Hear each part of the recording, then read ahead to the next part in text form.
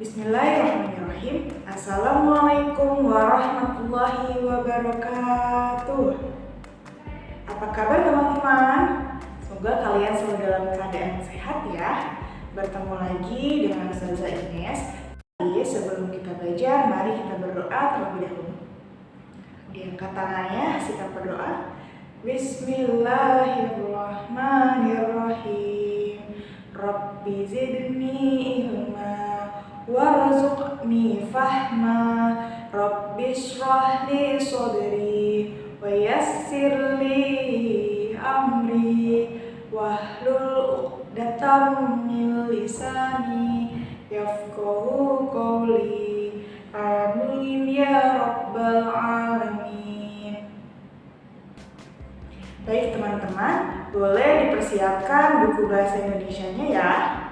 Kali ini kita masih membahas tentang teks prosedur. Baik, materi kita kali ini tentang menyusun teks prosedur. Mari kita bersama-sama menyimak penjelasannya ya. Baik teman-teman, apa yang dimaksud dengan teks prosedur? Ada yang masih ingat? Mari kita ulas bersama-sama ya. Teks prosedur adalah teks yang menunjukkan serangkaian tindakan atau langkah-langkah yang jelas dan teratur yang harus dijalankan untuk menghasilkan suatu tujuan yang diinginkan. Berikut adalah langkah-langkah menulis atau menyusun teks prosedur.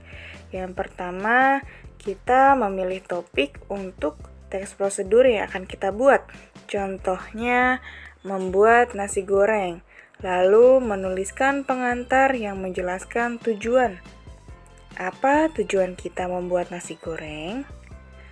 Seperti itu. Lalu yang ketiga, menuliskan bahan-bahan yang dibutuhkan. Misalnya seperti nasi, telur, bawang merah, bawang putih, daun bawang, dan lain-lain. Lalu ketika kita sudah menuliskan bahan-bahannya, selanjutnya yang terakhir adalah menuliskan urutan atau langkah-langkah cara memasaknya. Langkah-langkah disusun sesuai dengan urutan pembuatan nasi goreng dari awal sampai akhir. Materi kita selanjutnya tentang kebahasaan teks prosedur. Yang pertama ada kata penghubung. Kata penghubung disebut juga dengan konjungsi atau kata sambung. Kata penghubung adalah kata tugas yang fungsinya menghubungkan antar klausa, antar kalimat, dan antar paragraf. Yang biasa digunakan dalam teks prosedur adalah penghubung yang menyatakan urutan, seperti mula-mula, lalu, kemudian, dan lain-lain. Kebahasaan kedua yang digunakan dalam teks prosedur adalah kalimat perintah. Kalimat perintah adalah kalimat yang isinya menyuruh atau meminta orang lain untuk melakukan sesuatu. Nah, berikut adalah ciri-ciri dari kalimat perintah. Yang pertama, menggunakan tanda seru di akhir kalimatnya. Contohnya, kembalikan uangku. Lalu yang kedua, menggunakan partikel lah atau kan. Contoh, pergilah ke rumah kakekmu. Ketiga, berpola kalimat inverse.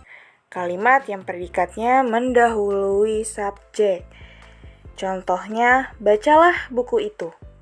Lalu yang terakhir, jika dilafalkan berintonasi tinggi di awal dan berintonasi rendah di akhir. Kebahasaan terakhir yang digunakan dalam teks prosedur adalah kata keterangan.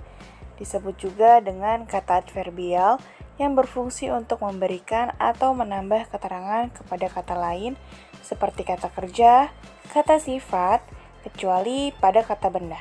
Berikut adalah daftar macam-macam kata keterangan di antaranya. Yang pertama adalah keterangan cara. Adverbial ini menambah keterangan cara pada kegiatan atau peristiwa yang terjadi, menggunakan kata dengan dan secara. Contohnya, aduk adonan secara perlahan. Lalu yang kedua ada keterangan alat, menjelaskan alat yang digunakan pada sebuah kegiatan atau suatu peristiwa. Misalnya menggunakan kata dengan. Contoh, panggang adonan tersebut dengan pemanggang bersuhu sedang. Lalu yang ketiga adalah keterangan tujuan. Menambahkan informasi tujuan pada kalimat, menggunakan kata-kata untuk, supaya, dan agar. Contohnya, goreng dengan api kecil agar telur tidak gosong. Lalu yang keempat ada keterangan tempat. Adverbial ini menambahkan keterangan tempat terjadinya suatu peristiwa atau kegiatan, menggunakan kata di, ke, dan dari. Contohnya, taruh adonan siap panggang itu di nampan. Lalu yang terakhir adalah keterangan waktu. Adverbial ini menambahkan keterangan waktu kapan terjadinya suatu peristiwa atau kegiatan, menggunakan kata selama. Contohnya, masak selama 5 menit.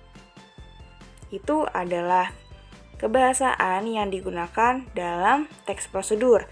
Yang pertama ada konjungsi, lalu ada kalimat perintah, dan yang terakhir adalah kata keterangan.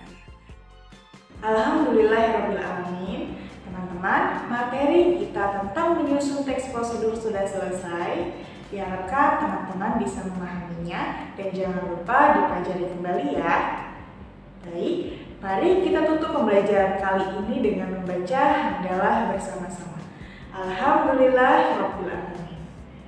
Sekian dari Ustazah. Wassalamualaikum warahmatullahi wabarakatuh.